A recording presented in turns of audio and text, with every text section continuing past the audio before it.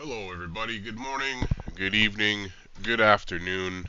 Today, I just want to show you how to set up your controller settings so you can drive smoothly, and I will be showing some gameplay of playing with the controller. So first of all, what I like to do is I like to set up my controller like I'm playing Forza. So I use A for handbrake, B for next gear, X for previous gear, and then I go into patch and I bind my clutch to my left bumper at the top, and I've got my high beams and low beams as Y. That's enough to play on controller. If you want to bind signals and do all the extra stuff, you can. And now let's talk about the settings to actually make your gameplay smoother. So right away on controller, the biggest problem is you can go fully left to fully right instantly because you only have about an inch of room to steer left and right. What we need to do is take our speed sensitivity and leave it at 50%. That'll make it so the car still steers at the basically same ratio as if you were going slower. It makes the inputs easier to manage as you're driving around rather than having your input for steering change a lot with your speed. I like to keep it at 50%.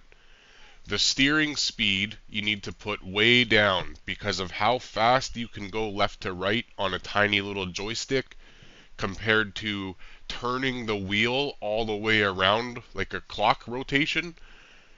That's why we take this down and we put it really low. If you have a high steering speed on a controller, you are not going to have a good time. Steering gamma.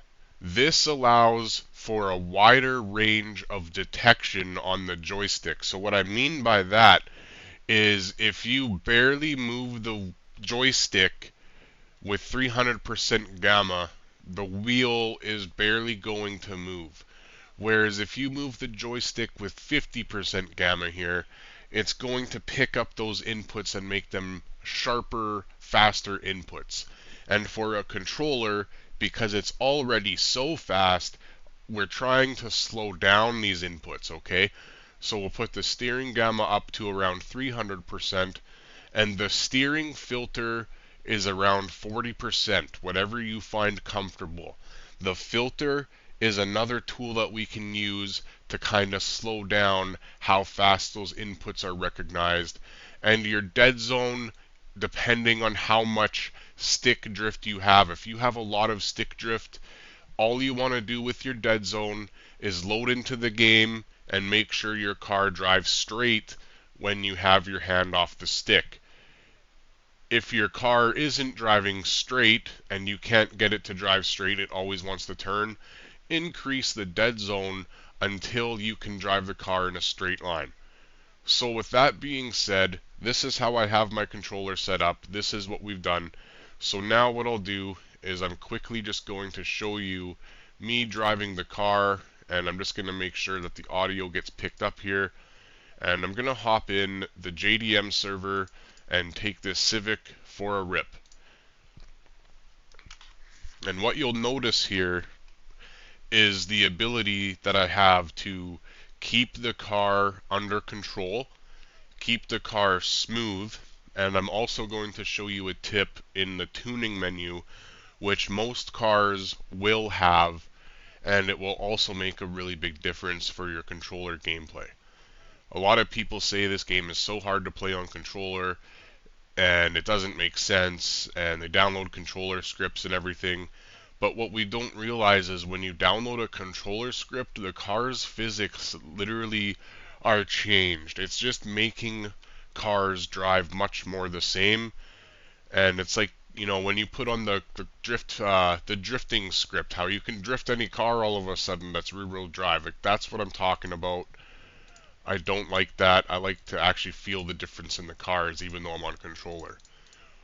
So one thing is if you are coming into the game and you're finding that when you hit the brakes on controller, the rear end wants to slide out, it would be because the brake bias is set down here.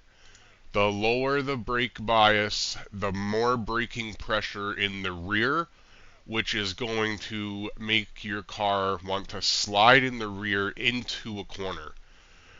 If you put it on 80%, your 80% brakes are in the front, and you can just tap the brakes to stabilize the car.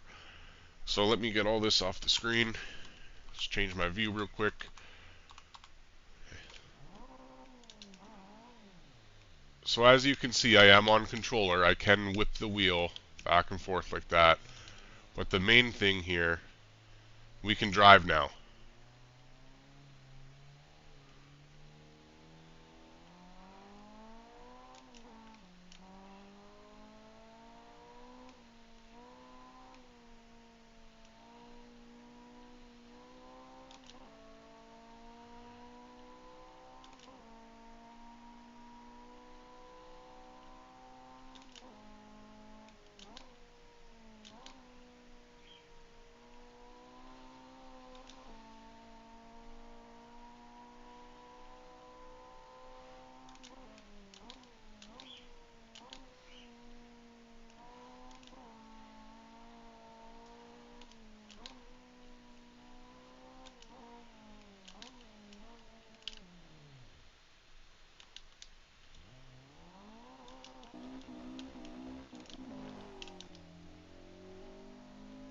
And if we go to something like this, you'll be able to see the smoothness of the steering.